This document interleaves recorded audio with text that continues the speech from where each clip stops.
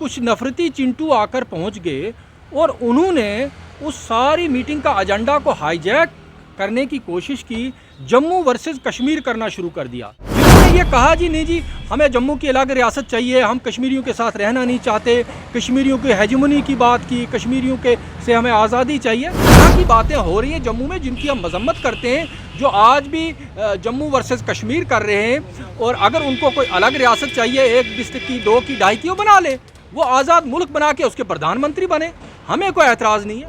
तामीर और तरक्की की क्या बात करेंगे, इनके लिए मैं एक ही शेर कहना चाहूँगा कि मनसूब चरागों से तरफदार हवा के, तुम लोग मुनाफिक हो, मुनाफिक भी बला के। लोग ऐसे हैं कि जिनके डीएनए में तासुब बसा हुआ है, जो हमेशा कश्मीर को तासुब की निगाह से देखते हैं, हमेशा कहते हैं जी हम उनके साथ नहीं रहेंगे, हमें अलग। अरे अलग रहना तो रह लो भाई, तुम्हें किसने मना। और Kashmir is not dying for you, Kashmir is not begging for you, Kashmir is not asking you people to be with Kashmir. तब प्रॉब्लम होती है, वहाँ G20 होता है तो ये कहते हैं जी वहाँ क्यों हुआ, वहाँ फिल्म इंडस्ट्री के लोग होते हैं तो वहाँ, यहाँ तक के यानी बात यह है कि यहाँ वहाँ बर्फ़ पड़ती है, इनको उसका भी दुख होता है।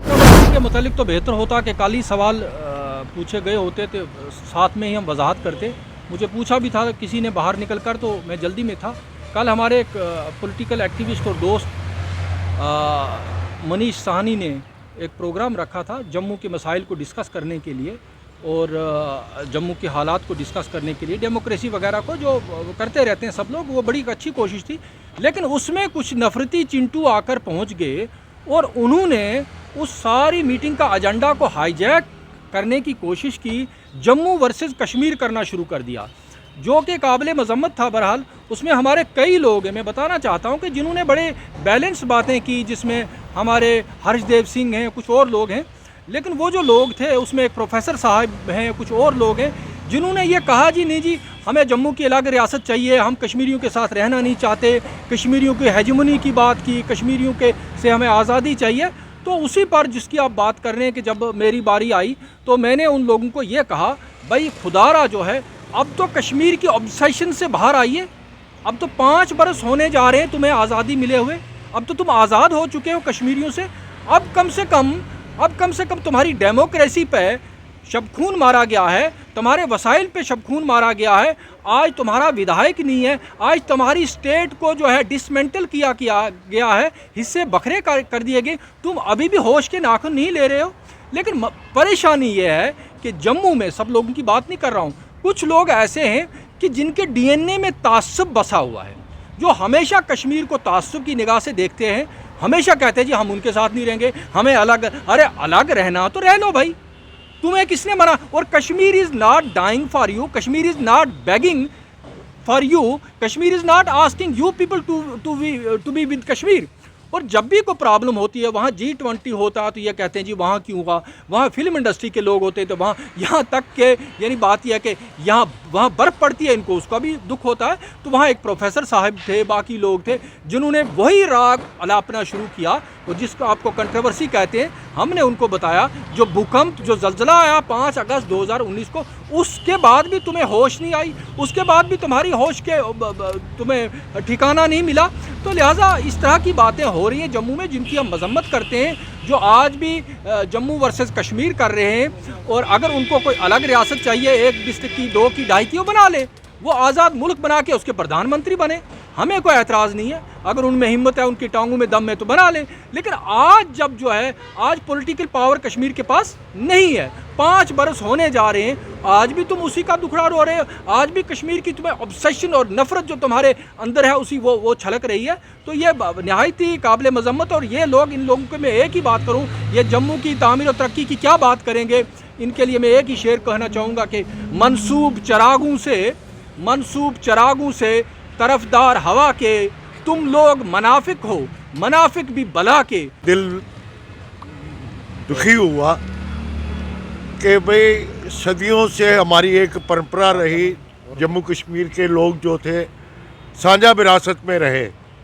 और मुझे आज भी याद है जब इंदिरा गांधी का और शेख साहब का अकार्ड हुआ, तब एनसी का जम्मू के खित्ते में कुछ भी नहीं था। लेकिन शेख साहब ने उस वक़्त भी, आज भी उनका मुझे वो बयान याद आता है जब उन्होंने ये कहा कि जम्मू को रिप्रेजेंटेशन दिए बिना सरकार बनाना जो है मैं मुनासिब नहीं समझता। और उन्होंने फराक दिली की, डीडी ठक्कर, वो डीसी साहब परमानेंट डीसी हुआ करते थे, फिर वो राजपूत थे, एक मुझे नाम नहीं याद आ रहा, उनको कैबिनेट में लाए, जम्मू को पूरा हिस्सा दिया। ये टूटा फूटा पुल था, किसने बनाया आकर? शेख साहब ने बनाया आकर के।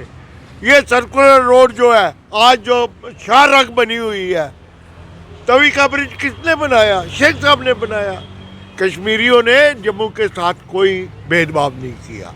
हाँ, मैं एक बात से सहमत हूँ कि अगर 100 नौकरियाँ निकली, 60 अगर कश्मीरियों को मिली होगी तो 40 उन्होंने डोगरों को भी दी।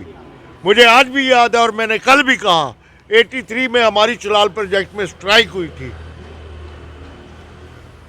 रेगुलराइजेशन ऑफ सर्विसेज के लिए। हम फारूक साहब के पास गए, उस वक्त वो चीफ मिनिस्टर थे।